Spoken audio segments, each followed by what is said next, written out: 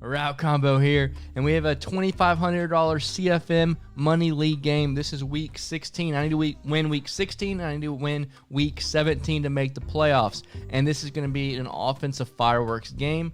And if I win this week 17, I need to beat the Eagles. I need to beat the Eagles, and I win the division. I'm in the playoffs, and we'll see if we can take home the $2,500 prize.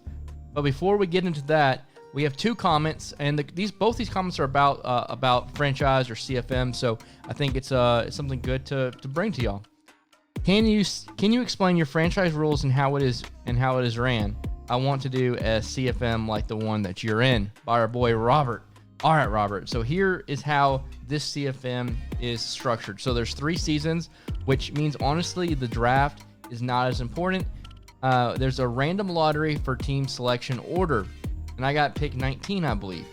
2-round free agent draft in reverse order of the team selection. So if you got to pick the very last team, you get the first free agent pick, and the free agent picks are from the rookie draft class. So the player that went number 1, I traded for, and he took Henry Ruggs with that spot with 98 speed. I'm still looking to get him to 99 speed.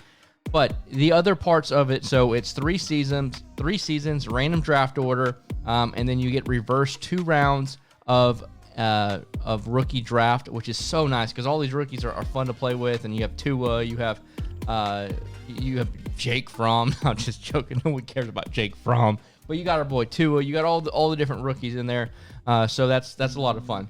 Now, what makes it a little bit more balanced is some of the best teams like the Browns have a ton. You would think the Browns, but they have a lot of good players like OBJ, like Baker Mayfield, like Myles Garrett. All of the superstars or the X factor abilities and traits get removed, and they go back down to just quick dev. And you can spend up to $75 for the season to buy those traits. So if you want to go from a regular to a superstar, it costs $15. If you want to get 3 attribute points, it costs $5. If you want a link to that spreadsheet, I can definitely put that in the description below if you want to copy exactly what we're doing. But I think this is the most fair way to do it, besides just drafting yourselves, because that takes a long time, guys. It takes a long time. But this at least makes it where it's a little bit more a level playing field. So that's how we run our CFM, and it runs really smooth, runs really good. We have different incentives for if you stream your games as well. If you stream all of your games, you can get a star ability, so on and so forth. We do games of the week, so if you pick the player, you get like 2 attribute points to whatever you want, non-physical. So Robert, I hope that answered your question. Let's get on to, I got a Twitter DM from our boy. He said, I don't know why I never asked you. I recently did start playing CFM, and I noticed MUT and CFM need different schemes because of the talent. LOL. May I ask you, do you have any recommendations on what's a good offense and a good defense to run? I know you're a stud in CFM. Well, I don't know about being a stud. My run defense is getting better. It's because every single week I put block shed on all of my players, and so their block shed is getting better. But I digress. With CFM, in regs is running completely different. If you have a hot route master quarterback, I would recommend still running the tight from the Oakland Raiders playbook. If you don't have a hot route master quarterback, I would say still run Oakland, but run my strong close scheme I just put out. I'm also putting out a full I-form close guide, and so you have a balanced run pass scheme because the run game, especially in regs, is super OP. So if you can do a balance of run pass, I think that's the best thing to do. And then lastly, if you have a quick escape artist quarterback like a Deshaun Watson, Russell Wilson, Patty Mahomes, I would say run gun bunch. Because with escape artist and gun bunch in regs is really hard to stop. But you do have to have your reads down because gun bunch, you can't just be a very bad player and run it, if that makes sense. Even though it looks like you're just doing rollout corners, you're really not. It makes it a lot harder once you play good players. So I've been talking a lot. Let's get into this game, Week 16, must win to make the playoffs. You're going to want to watch this. And thanks for all the support. On the road to 10,000 subscribers. We're up another 100 over the last couple of days. 1,400 more, and our goal is by Madden 21. So if you like the content, subscribe for your boy. Bang, bang, turf team. Thank you for sticking around. I know I was yapping there, wasn't I, in the intro? but I am the New York Giants. If you don't know, my opponent is the Washington Redskins. I know it says it looks like I'm streaming. I'm not really streaming, guys. I know some of y'all have asked for it. This is just to stream my league games so I can get credit and get that superstar player at the end of the year.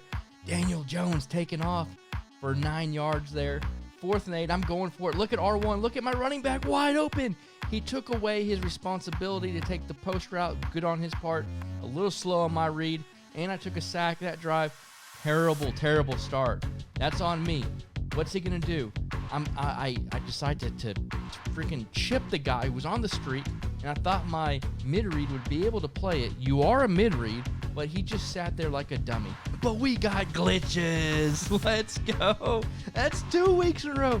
Not 1, but 2 weeks in a row that we have blocked either a field goal or now an extra point.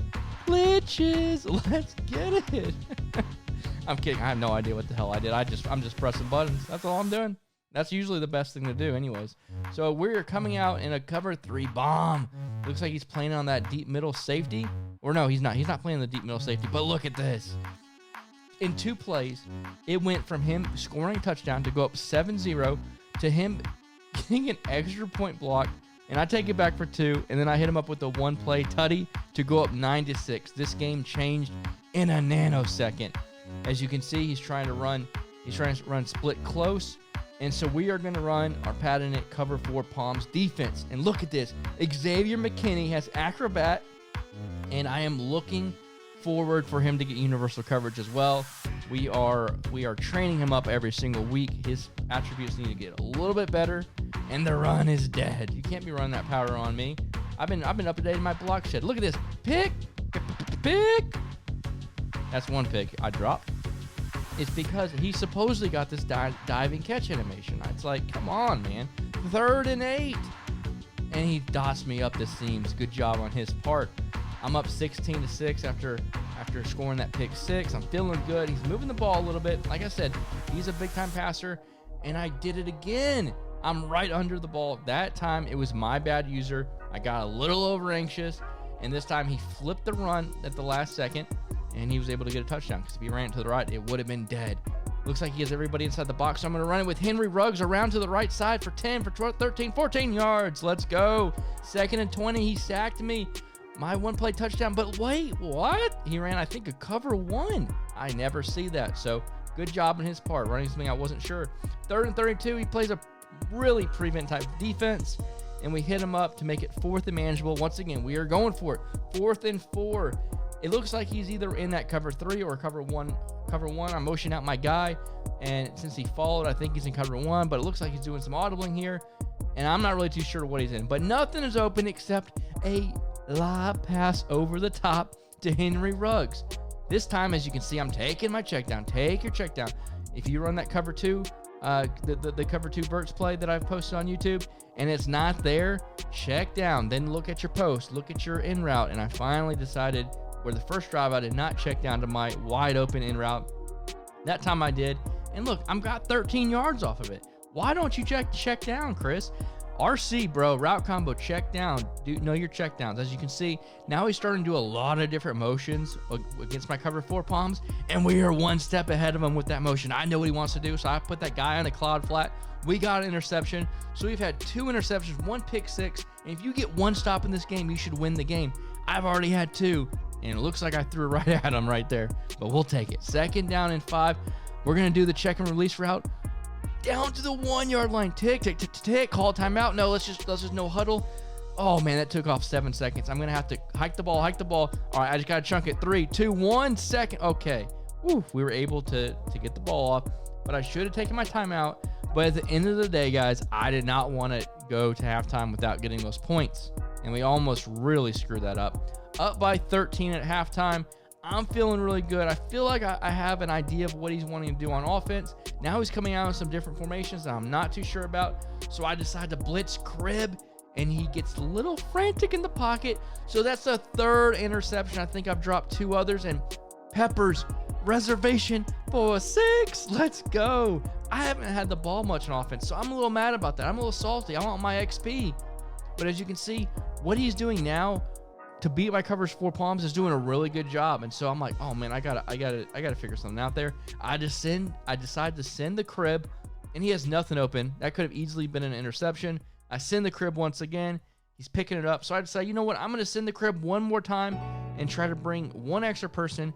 And he had a really good pocket there, and he did not get anxious. And I gave him a touchdown. He's over here manually rushing me. Like, that's when you know you don't think you can get a stop, when he manually rushes me. I don't think he does it again, though. I got him clicked on the D lineman, so I take a nice, easy check down read, first down and 10. Looks like I was going for the cover 3 bomb again. I decided to go back down to the barber dot. Look at triangle, triangle, triangle, triangle. The motion in streak was wide open for a touchdown. And is that Darius Slayton with the hell of a catch, or was that our boys Peoples-Jones, who's also a monster? And look at Henry Ruggs. You got a post flag elite. If you have post flag elite and your opponent's trying to run man coverage, GG. At the beginning of the year, man coverage with all these defense line abilities was OP. But now that everybody has post flag elite, you cannot be running man coverage. But look at this wheel route from the running back getting open. I don't know what he did in the second half. I really need to go back and look at this film. But he is dotting me up. I'm now only up by 12. Taking my check down. Look at this. RC, you're taking your check downs. 2nd and inches. A nice and easy 9-yard gain. He sends the crib. I roll out. I don't have escape artist or roaming or dashing deadeye. And Daniel Jones is putting the ball on the money. Look, he's trying to run man because I don't have a lot of abilities. I just have Henry Ruggs. So if he takes Henry Ruggs away, he should be good. But Peoples-Jones is just that dude. With his 98 jumping, I cannot wait to get this guy on superstar ability and put some more stuff on him. And whoop! Talk about Peoples-Jones like that. And he's going to do a nice little cutback. I love that cat. I seriously am in love with that guy. Look at this. Nothing's open.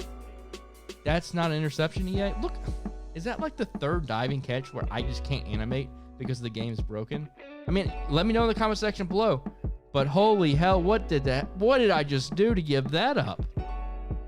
Jeez, I got to go back to the film. I don't know. I'm telling you, 99 out of 100 times, I don't have any issues with split close.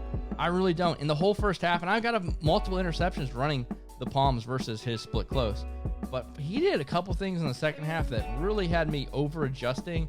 Maybe I need to go back to the basics a little bit. I got a drop. Finally had a drop there. Decided to run inside zone. This formation, the tight out of the Oakland playbook, is so good versus 1-4-6 because, and I don't run the ball a lot, but if I am having troubles against 1-4-6, the inside zone is so good. And look at this read on 4th and 1. That's such a dot. That's such a good read. He's running. He was running. I don't know exactly what he was running, but he took the crossing route. I think it was an all-out man blitz, and then he zoned out. He quartered the outside corner instead of keeping him in a man, so I was able to pass lead to the inside for a nice touchdown on 4th and 1. And what do you know? We finally got a block shed. Finally. And it is now, that could have been, I think, the 5th pick. 3rd and 23. We're finally getting a little bit better at this. I'm going to stay in this defense because I want to figure out how to lock this up. Now he's coming out in a trips formation. 4th and 23.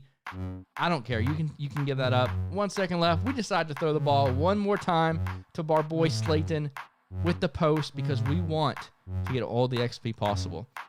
I thought that was a pretty good dot show there. Outside of that first drive, my offense was on the money, on point. If you stayed till this long, thank you so much. Leave a comment section below. I'm going to bless up somebody with the free guide, with the free Oakland Raiders guide that I just updated. We'll see you on the sticks. We got the field goal block glitches.